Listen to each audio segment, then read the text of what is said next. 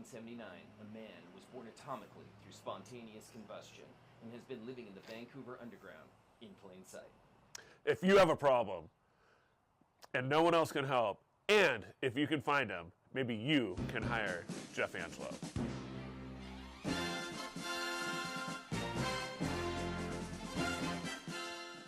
Do you need help moving?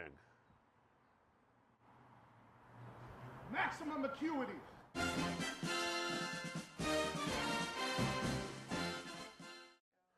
Do you need home repairs?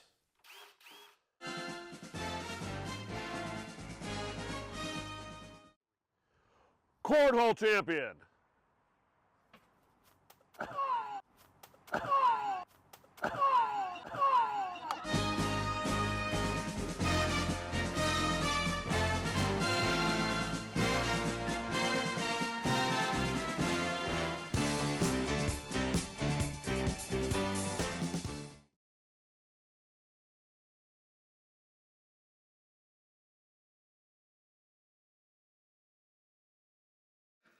Hello, everyone.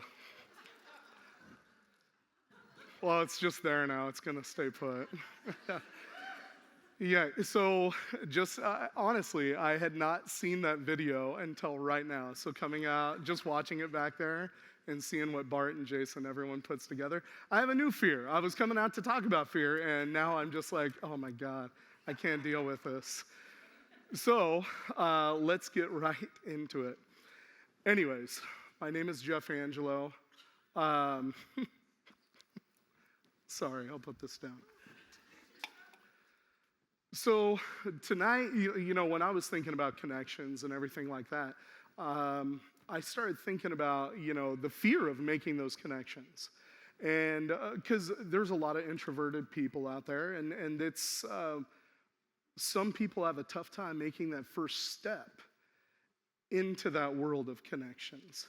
And I just kind of wanted to go a little bit through my own history and talk about that. And everyone has their fears. You know, I was talking to a friend of mine a couple days ago named Katie, and some people have irrational fears. Her biggest fear was drowning in a dentist's chair because she was worried the water was going to suffocate her, so she always has to hold the suction there and suck it up there. And I mean, I started thinking about mine too, and I think I like normal fears too. Like we have a fear of failure. I'm sure a lot of people have that fear. Clowns, for me, I'm not good with clowns. Also, like a fear of being a whistleblower against Boeing.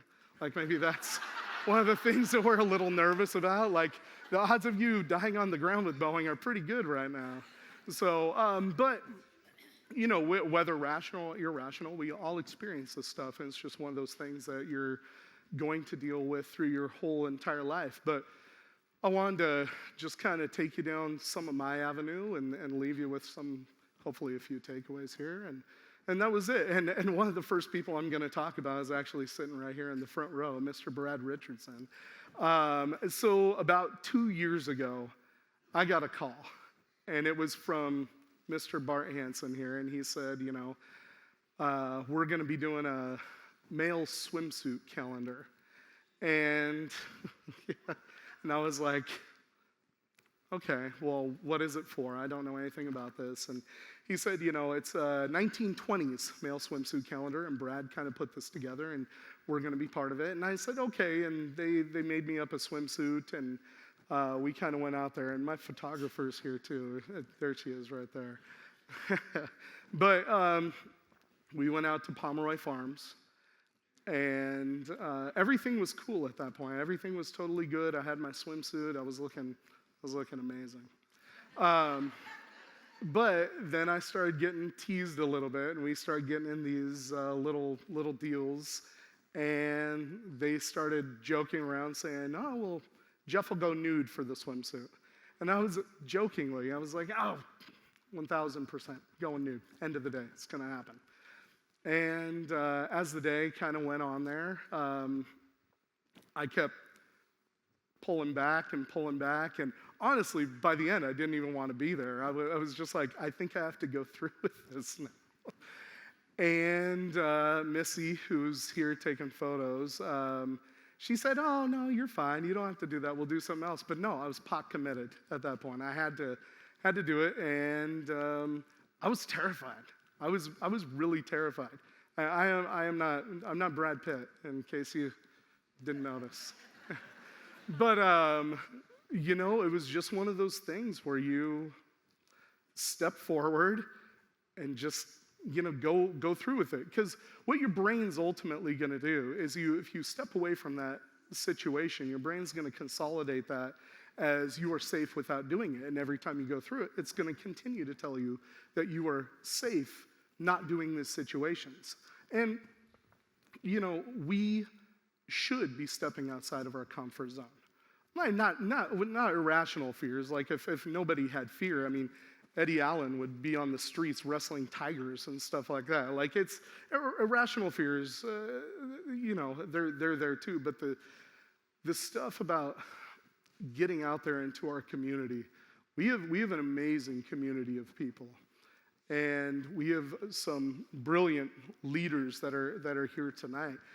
And they want to see you succeed. They want to see you spend time out in our community and get the best of that world for yourself. I mean, it is something I want for everyone. I try to make space for everyone that comes and talks to me. It's a true thing. But, you know, back in that moment with Missy out there on the farm, I just didn't know what to do. So I dropped my pants and just moved forward.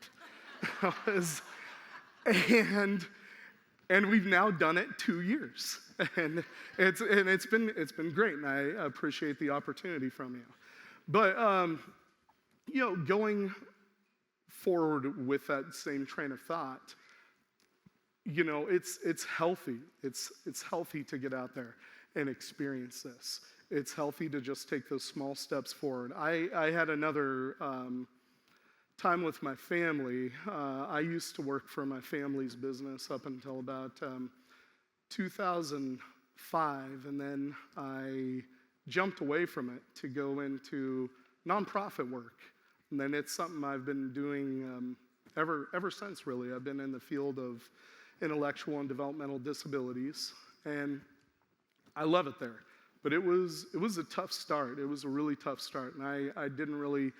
After I left my family's business, my dad and I didn't talk for 2 years, and that was a tough deal. I mean, I don't know if anyone else has gone through stuff like that in their life, but it's tough not to have someone who you care about and respect, not even be able to pick up the phone and talk to them.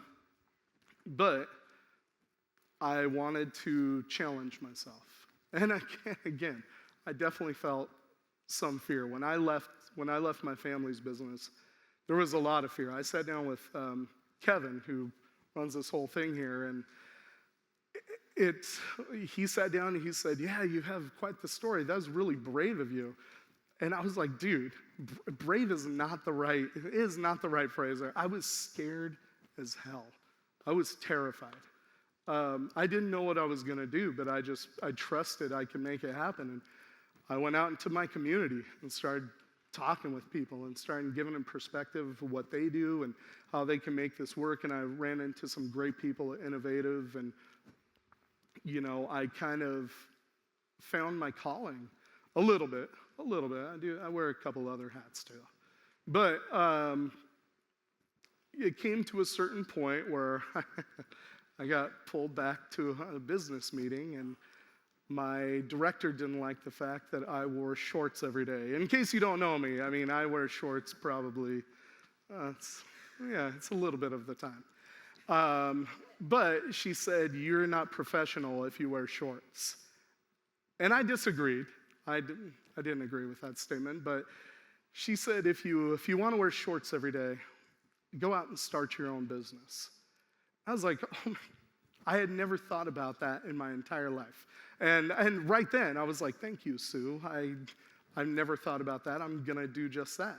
And I spent the next 8 months coming home nightly to just a screaming child who's in the back here somewhere. He's 20 now, but I'd come home and work on my business plan and work on my policies and procedures and just do my best with it. And it was nightly because I wanted this to succeed. But I finally found a group over in Portland, and I was living paycheck to paycheck. It was very, very tough. And they said, you can start your own business in Oregon if you have $750.